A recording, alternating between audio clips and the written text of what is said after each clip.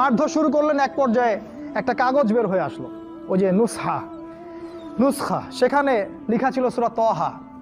সেই সূরা তাহার তিলাওয়াত শুনে পড়তে তার চোখ দিয়ে দরদর করে পানি পড়তে লাগলো এবং তিনি বলতে লাগলেন, ইয়ানবাগি লিমান ইয়াকুলু হাদা আল্লা ইউবাদা মাআহু গায়রা। যে সত্তা এরকম কুরআন নাজিল করতে পারে, উচিত হবে না যে তার সাথে কাউকে শরীক করা হোক। বললেন, শাহিদতু আল্লা ইলাহা ইল্লাল্লাহ ওয়া আন্না মুহাম্মাদান রাসূলুল্লাহ। আমি সাক্ষ্য দিচ্ছি আল্লাহ ছাড়া কোনো মাবুদ নাই এবং মুহাম্মদ আল্লাহর রাসূল সাল্লাল্লাহু আলাইহি ওয়াসাল্লাম। খুযুনি ইলা রাসূলিল্লাহি ওয়া আসহাবিহি, আমাকে আল্লাহর রাসূল এবং সাহাবীদের কাছে নিয়ে চলো, আমি ইসলাম কবুল করব এখনই গিয়ে। সেখানে গিয়ে নবীকে বললেন, ইয়া রাসূলুল্লাহ, আমি জিতুকা উমিনু বিল্লাহি ওয়া রাসূলিহি, আমি আপনার কাছে এসেছি আল্লাহ এবং আপনার প্রতি ঈমানদার হয়েই এসেছি। ওয়া বিমা জিতা বিহি মিন ইনদিল্লাহ, আর আপনি আল্লাহর পক্ষ থেকে যা নিয়ে এসেছেন এই কোরআনের প্রতি ঈমানদার হয়েই আমি এসেছি এখানে। তিনি বললেন, ওই সময় ওমর ইবনুল খাত্তাব, যে ইয়া রাসূলুল্লাহ, আমরা কি হকের উপর নাই? আলাসনা আলাল হক ওয়া লাইসু আলাল বাতিল, আমরা কি হকের উপর নাই? মুশরিকরা কি বাতিলের উপর নাই? তাহলে আমরা কেন গোপনে গোপনে ইসলামের দাওয়াত দিব? আজকে থেকে প্রকাশ্যে ইসলামের দাওয়াত দিব।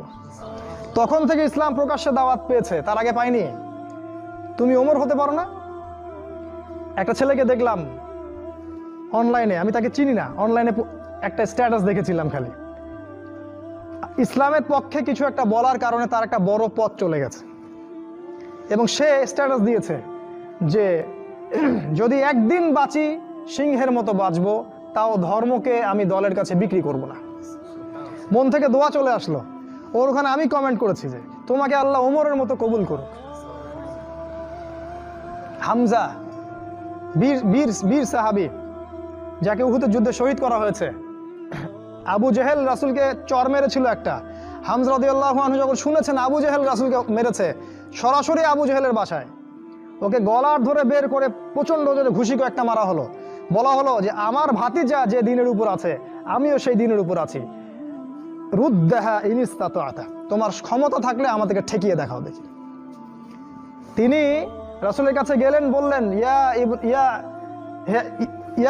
ইবনা আখি, হে আমার ভাতিজা, কুনতু আনসুরুকা বিল হামিয়া, আমি তোমাকে সাহায্য করতাম আত্মীয়তার সম্পর্কের কারণে। আলা নানসুরুকা লিল ইসলাম, আজকের দিন থেকে আমি ইসলামের জন্য তোমাকে সাহায্য করব। আশহাদু আল্লা ইলাহা ইল্লাল্লাহ ওয়া আন্নাকা রাসূলুল্লাহ, আমি সাক্ষ্য দিলাম যে আল্লাহ ছাড়া কোনো ইলাহ নাই, তুমি আল্লাহর রাসূল। এই যে ইসলামের শক্তি বাড়তে থাকলো তখন, তো তুমি হামজার মতো হতে পারো না? হামজা রাদিয়াল্লাহু আনহু উহুদের যুদ্ধে যখন করছিলেন, তার সামনে কোনো কাফের মুশরিক টিকতে পারে নাই। আমি তোমাকে বলিনি যে অস্ত্র নিয়ে এখন বের হয়ে যাও, কথা অন্যদিকে নিয়ে যাবা না, কথাটা অন্যদিকে ঘুরাবা না।